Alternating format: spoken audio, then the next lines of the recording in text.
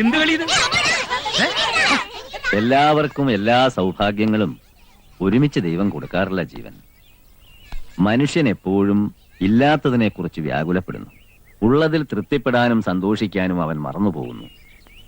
ജന്മം തന്നവരോട് നിന്റെ മനസ്സിലുള്ള ദേഷ്യവും വെറുപ്പും കഴുകിക്കളയണം. ഒരു ക്രൂരതയും കർത്താവ് നിന്നോട് കാണിച്ചിട്ടില്ല. അതുകൊണ്ട് അനാഥനെന്ന ചിന്ത ആദ്യം ഒഴിവാക്കുക.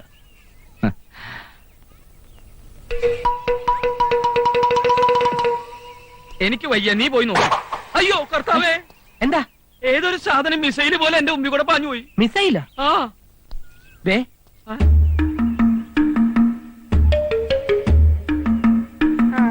ദത്തെടുക്കാൻ വന്ന സ്ഥലം കൊള്ളാം. ഇവിടെ മുഴുവൻ തീവ്രവാദികളുടെ കുഞ്ഞുങ്ങളാണെന്നാ തോന്നണേ. ശരിയാ, യവന്മാരൊക്കെ വളർന്നാണ് അവസാനം അലവലാതി കുക്കുകളായിട്ട് മാറുന്നത്. അതെ.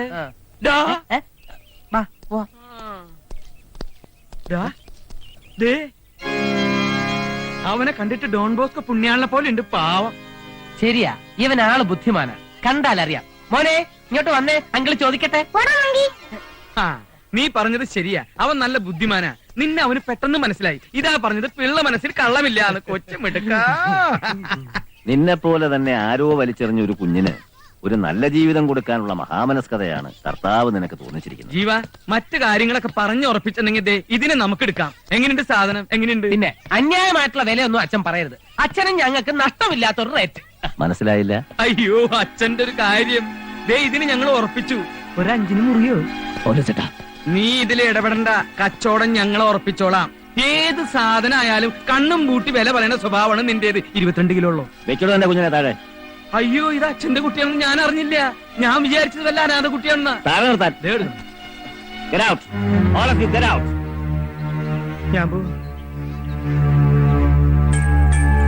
നോക്കി നോക്കി വില പറയാൻ ഇറച്ചിക്കടയാണെന്ന് കരുതിയോ നീയൊക്കെ? ഞാൻ അപ്പോഴേ പറഞ്ഞത് അച്ഛനൊരു ചൂടനാണ്, വളരെ സൂക്ഷിച്ചിടപെടണം. ഒന്നിറങ്ങി പോകുന്നുണ്ട് രണ്ടും. സഹായിച്ചൊക്കെ മതി. സോറി ഫാദർ, അവരറിവില്ലായ്മ കൊണ്ട് അങ്ങനെ. അവരുടെ അറിവില്ലായ്മ കൊണ്ട് വേദനിച്ചത് ഈ കുഞ്ഞു മനസ്സാണ്. ഈ ഓർഫനേജിന്റെ മുന്നിൽ ഒരു ബോർഡ് പോലും ഞാൻ വയ്ക്കാത്തത് മതിൽക്കെട്ടിന് അപ്പുറത്ത് നിന്നുകൊണ്ട് ആളുകൾ സഹതാപത്തോടെയും പുച്ഛത്തോടെയും എന്റെ കുഞ്ഞുങ്ങളെ നോക്കരുതെന്ന് കരുതിയാണ്. പണത്തിന് വിൽക്കാൻ കോഴിക്കുഞ്ഞുങ്ങളെയും പന്നിക്കുഞ്ഞുങ്ങളെയും അല്ല ഞാനിവിടെ വളർത്തുന്നത്. ഈ മുത്തുകളെ സ്നേഹിക്കുന്ന ഹൃദയവും അവരെ കൊതിക്കുന്ന മനസ്സും, അങ്ങനെയുള്ളവരിലാണ് ഇവരുടെ ഭാവി ഞാൻ കാണുന്നത്. പോയി കളിച്ചോളൂ. പ്രായത്തിനനുസരിച്ചുള്ള ശരീരം മാത്രമേ ഉള്ളൂ. രണ്ടിന്റെയും മനസ്സ് എപ്പോഴും കുഞ്ഞുങ്ങളെ പോലെ. അച്ഛൻ അവരോട് ക്ഷമിക്കണം. ഞങ്ങളോട് പൊറുക്കണം അച്ഛോ. ചെയ്തത് തെറ്റാണെന്ന് ബോധ്യമായ രണ്ടുപേർക്കും ഞാൻ ഒരു സമ്മാനം തരുന്നുണ്ട്. ഞാൻ അടുത്തുവാ.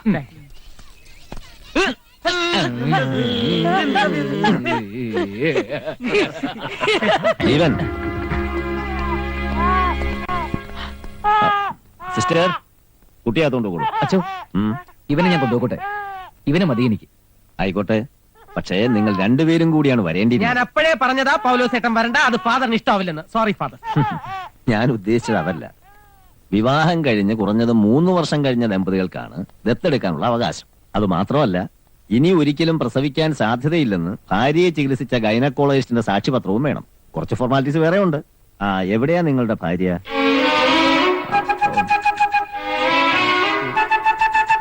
എനിക്ക് ജീവന്റെ ഭാര്യ ബാംഗ്ലൂരില. അവിടെ എന്ത് ചെയ്യുന്നു? മെഡിക്കൽ കോളേജിലാ.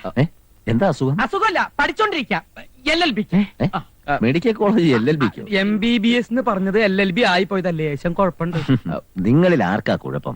എനിക്ക് കുഴപ്പമൊന്നുമില്ല. പൗലോസേട്ടന് ലേശം കുഴപ്പമുണ്ടെന്ന് ഡോക്ടേഴ്സ് പറഞ്ഞിട്ടുണ്ട്. അല്ല മിസ്റ്റർ ജീവൻ, മെഡിക്കൽ ഡയഗ്നോസിസിൽ നിങ്ങളിൽ ആരുടെ കുഴപ്പം കൊണ്ടാണ് കുട്ടികൾ ഉണ്ടാകാത്തത്? അയ്യോ അച്ഛൻ, ജീവന്റെ ഭാര്യയ്ക്കാണ് കുഴപ്പം, ജീവന് കുഴപ്പമൊന്നുമില്ല അല്ലേ? ഞാൻ ചോദ്യങ്ങൾ ചോദിക്കുന്ന ജീവനോടും ഉത്തരം പറയുന്ന ഇയാളും.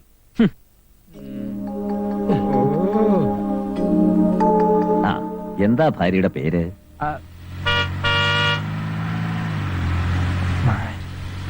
മാരുതി. മാരുതിയോ? മാരുതിയല്ല, മാധുരി. ഞങ്ങൾ മധു എന്ന് വിളിക്കും. ഞങ്ങളോ? ഞങ്ങളെന്ന് പറഞ്ഞാൽ ജീവൻ. ജീവൻ ഒരു ദിവസം ഭാര്യയും കൂട്ടി വരും. ദത്തെടുക്കുന്ന കുഞ്ഞിനെ മകനായി അംഗീകരിക്കേണ്ടത് അവരാണല്ലോ. ഓക്കെ ജീവൻ, എനിക്ക് പ്രേയറിന് സമയമായി. ഫാദർ, ഞാനവൻ ഇപ്പൊ കൊണ്ടുപോകട്ടെ. ഭാര്യയെ മറ്റൊരു ദിവസം കൊണ്ടുവന്നാ പോരെ? ജീവൻ, കാര്യം ഞാനൊരു കത്തനാരാ. പക്ഷേ ഫാദർ വെറ്റിലക്കാരൻ ഒരിക്കലൊരു കാര്യം പറഞ്ഞാൽ പിന്നെ അതിന് മാറ്റമില്ല. മനസ്സിലായല്ലോ? Sorry father. ഓക്കെ. ഭാര്യയുടെ പേരെന്താന്ന് പറഞ്ഞത്? മാധുരി. എന്താ മാറ്റണോ?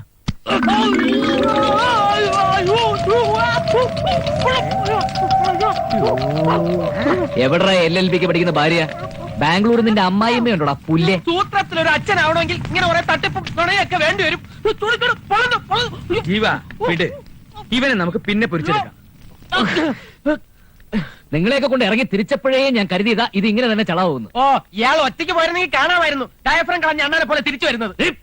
നീ എവിടേക്കയ്യോ ഓടണേ? ഒരു ചവിട്ട് കൊണ്ട ചത്തുപോവോ? വിവരമില്ലാത്തവനാണെങ്കിലും ഇവൻ പറയുന്നതിൽ കാര്യമുണ്ട് ജീവ. നമുക്കിപ്പോ ഒരു പെണ്ണല്ലേ വേണ്ടു. ഞാനൊരു ഐഡിയ പറയാം. നീ ഒരു പെണ്ണ് കിട്ടുന്നു, നേരെ കത്തനാരെ അടുക്ക ചെല്ലുന്നു. ഇതാണ് ഫാദർ എന്റെ ഭാര്യ എന്ന് പറയുന്നു, കുട്ടിയെയും കൊണ്ട് പോരുന്നു. Very simple. എങ്ങനെയുണ്ട് എന്റെ ഐഡിയ? പൗലോസ് ചേട്ടാന്ന് വിളിച്ച വായു കൊണ്ട് എന്നെ പൗലോസ് ഒന്ന് വിളിപ്പിക്കരുത്. കറക്റ്റ്. ഞാൻ അപ്പോഴേ പറഞ്ഞതാ നിന്റെ ഐഡിയ നടക്കില്ല എന്ന്. എന്റെ ഐഡിയ? അതെ. ഞാൻ മിണ്ടരുത്. എന്നെ ഉറക്കി കിടത്തിയിട്ട് അവള് വേലിയാടി ഇങ്ങോട്ട് പോന്നിട്ടുണ്ടാവും. എത്ര കാശ് കൊടുത്തിട്ടായാലും ശരി, എനിക്ക് എവിടെന്നെങ്കിലും ഒരു പെണ്ണിനെ വേണം. ഇത്ര പെട്ടെന്നൊരു പെണ്ണിനെ തപ്പിക്കൊണ്ടുവരണമെന്ന് പറഞ്ഞാൽ ഞാൻ അവിടെ പോവും. നിനക്ക് ഇതല്ലാതെ ഇവിടെ വേറെന്താ പണി? പറഞ്ഞ പോലെ ചെയ്യടാ. 2 ദിവസം സമയം ഞാൻ തരും. അതിനുള്ളിൽ ഏതെങ്കിലും ഒരു പെണ്ണിനെ എനിക്ക് കിട്ടിയേ പറ്റൂ. അയ്യേ കാമപ്രാന്തൻ. നിനക്ക് കാര്യം നടന്നാ പോരെ? മണിയായിട്ടുള്ള പെണ്ണിനെ ഞാൻ കൊണ്ടുതരും. മാമാത്തണ്ടി. ജീവ, നമുക്ക് പറ്റിയ ഒരു പെണ്ണ് നമ്മുടെ കൺമുമ്പിൽ തന്നെയുണ്ട്. ആര്? നല്ല ലക്ഷണമൊത്ത പെണ്ണാവള്. നമ്മുടെ കർത്താവിന്റെ ഭാര്യ തിലോത്തമ. ഇതൊരു തലവേദന ആയല്ലോ. என்ன சாருக்கு சஸ்பென்ஷனா டிஸ்மிஸா? என்ன அந்த மாதிரி ஒரு கேள்வி? நான் போன முறை படு உனக்கு ஏன் சேர்ல உட்காரணும் ஆசையா? மூஞ்சிய பாரு. എടോ, ബോട്ട് ക്ലബിന്റെ അടുത്തുള്ള ബസ് സ്റ്റോപ്പിൽ പൂവാലന്മാരുടെ ശല്യം. அப்படின்னா நான் போட்டுமா? எதுக்கு? லேடி கான்ஸ்டபிள் அபிராமியை கூப்பிடு. முள்ளாலதான் எடுக்க வேண்டும். ഊട്ടിയില് പെണ്ണുങ്ങൾക്ക് ഇത്ര ദാരിദ്ര്യം. ഇതില് ജീവന് പറ്റിയ ഒരു ഫിഗറും കാണുന്നില്ലല്ലോ.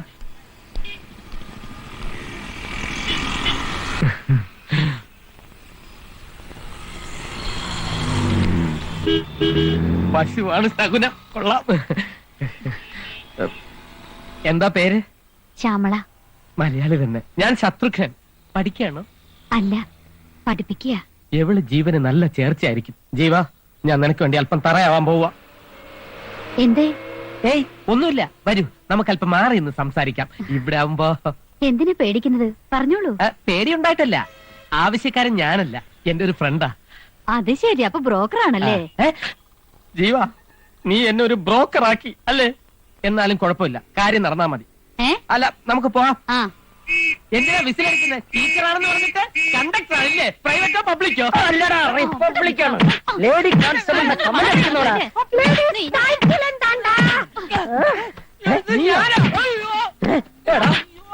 നിന്റെ ചെമ്പോലി എന്നോടിക്കും. പോകുമ്പോ എന്തൊരു സ്മാർട്ട് ആയിരുന്നു. എന്താടാ വിളിക്കുന്നത്? നിനക്ക് വേണ്ടിയാ ഞാൻ ഇതൊക്കെ ചെയ്തത്. ബസ് സ്റ്റോപ്പിൽ നിൽക്കുന്ന പെണ്ണുങ്ങളെ പഞ്ചാരടിച്ചിട്ട് അല്ലടാ സുഹൃത്തിനെ സഹായിക്കുന്നത്. കേട്ടല്ലോ ജീവ, ഈ പൗലോസേട്ടനൊരു ചാൻസ് ഇതാ. നിന്റെ എല്ലാ പ്രശ്നങ്ങളും ഈ പൗലോസേട്ടൻ തീർത്തു തരാം.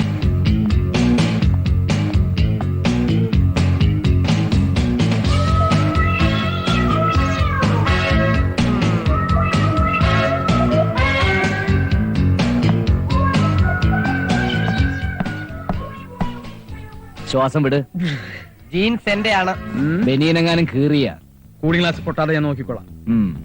സ്വന്തം തന്നെ. എന്ത് ഷഡ്ഡി. വേദന എപ്പോഴുണ്ടതാ. ഒരുപാട് ചിരിക്കണ്ട, എന്റെയാ. தமிழ் மக்கள் கவனத்துக்கு மெண்டல் ஹாஸ்பிட்டலில் இருந்து ஒரு பெண் மனநோயாளி தப்பித்து விட்டார். മലയാളികളുടെ ശ്രദ്ധയ്ക്ക്, കാണ്ടാശുപത്രിയിൽ നിന്നും മനോരോഗിയായ ഒരു സ്ത്രീ പുറത്തു ചാടിയിരിക്കുന്നു. അസാധാരണമാം വിധം അക്രമാസക്തയാണ് ഇവർ. അതുകൊണ്ട് ജനങ്ങളെല്ലാവരും ജാഗ്രതയോടിരിക്കണം. വാൾ, പേനാക്കത്തി, ബ്ലേഡ്, കുപ്പിച്ചില്ല് തുടങ്ങിയ മാരകായുധങ്ങൾ കണ്ടാൽ ഇവൾ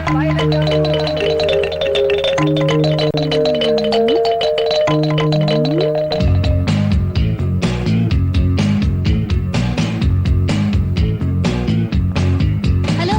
ഹലോ.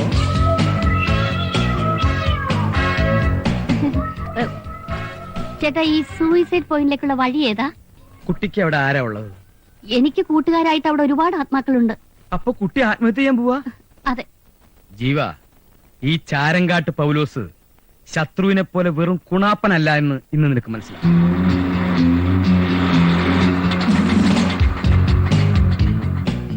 എന്റെ ഈശോയെ. പറഞ്ഞതൊക്കെ നല്ല ഓർമ്മയുണ്ടല്ലോ. പിന്നെ ഒരു കാര്യം, ഇവിടെ ഒരു ഭ്രാന്തനുണ്ട്. അവൻ വല്ല വിഡ്ഢിത്തോ എഴുന്നള്ളിച്ചാ ഒന്നും തോന്നരുത്. ഏയ് എനിക്ക് ഭ്രാന്തന്മാരെ വലിയ ഇഷ്ടമായിട്ടാ. ഏ? വേദനയൊക്കെ മാറിയോ? ഹലോ, ഇവിടുത്തെ കുക്ക. Good morning.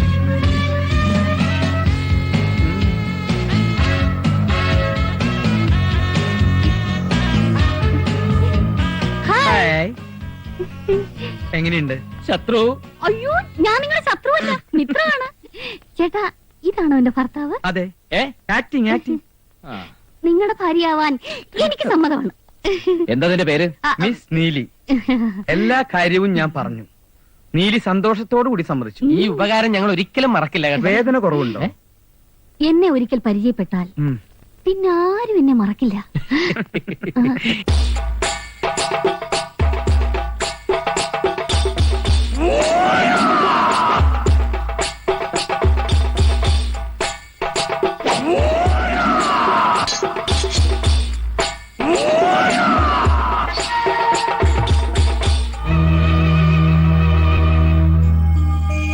നാടക നടിയാ, കലാനിലയത്തിൽ ഉണ്ണിയാർച്ചയായിട്ട് അഭിനയിച്ചിട്ടുള്ള.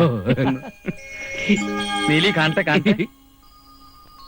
അയ്യോ, ഞാൻ നീലിയല്ല, നീലകണ്ഠൻ. മംഗലശ്ശേരി നീലകണ്ഠൻ. കൊണ്ടും കൊടുത്തും കയ്യറപ്പ് തീർന്ന മംഗലശ്ശേരി നീലകണ്ഠൻ. അസുരന്റെ വീര്യവും ദേവന്റെ പുണ്യവും ഒത്തുചേർന്ന ജന്മം. എന്നോടാ കളി? ബാബാവിനെയും കണ്ടില്ലേ? ഇവിടെ നീലി കലക്കും.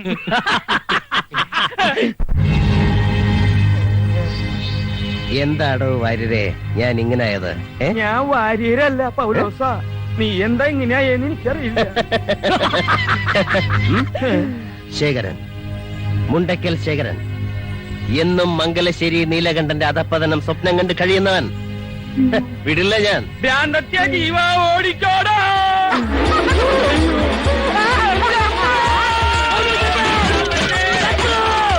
അയ്യോ,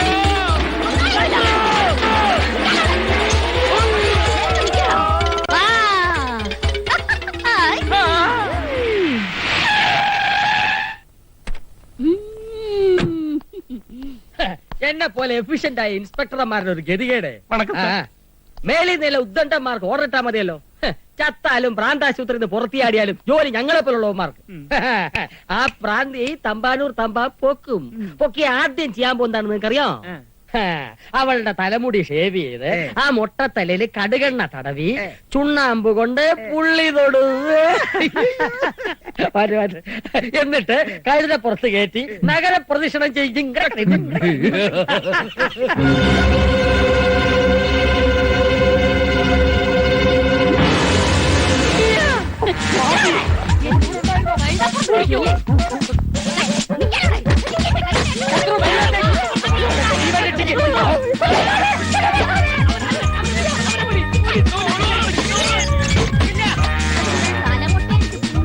അല്ലേടോ?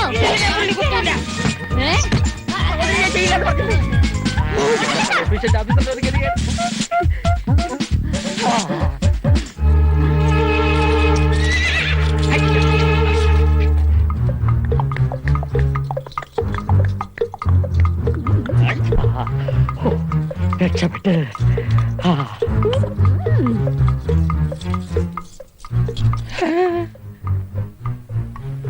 കട്ടി പോട്ടിருக்க.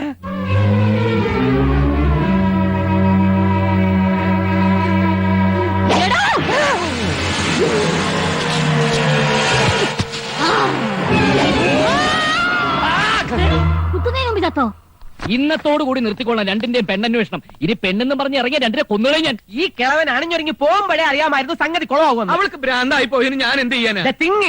നീ മിണ്ടരുത് ജീവ. എനിക്കൊരു ഐഡിയ തോന്നുന്നു. വേണ്ട, ഇതുവരെ തന്ന ഐഡിയൊക്കെ മതി. ഞാനൊന്ന് തീരുമാനിച്ചു. എനിക്ക് ഭാര്യയില്ല, ഒരു പുല്ലുമില്ല എന്ന് ഞാൻ അച്ഛനോട് തുറന്നു പറയാൻ പോവാ. ജീവ എടുത്തിയാട്ടം കാണിക്കരുത്, അത് അപകടമാണ്. എനിക്കൊരു പ്ലാൻ തോന്നുന്നുണ്ട്. നമുക്ക് പത്രത്തിലൊരു പരസ്യം കൊടുത്താലോ? വധുവിന് ആവശ്യമുണ്ട് എന്ന് പറഞ്ഞ്. എന്നിട്ട് അവൾ ആര് കെട്ടൂടാ? നിന്റെ തന്ത കിട്ടൂടാ. തന്തയ്ക്ക് പറഞ്ഞാൽ ജീവ ഒരേ ഒരു ചാൻസ് കൂടി താ. എന്തിന്? എനിക്കറിയാം എന്താ ചെയ്യേണ്ടതെന്ന്. ജീവ ഒരു ചാൻസ്.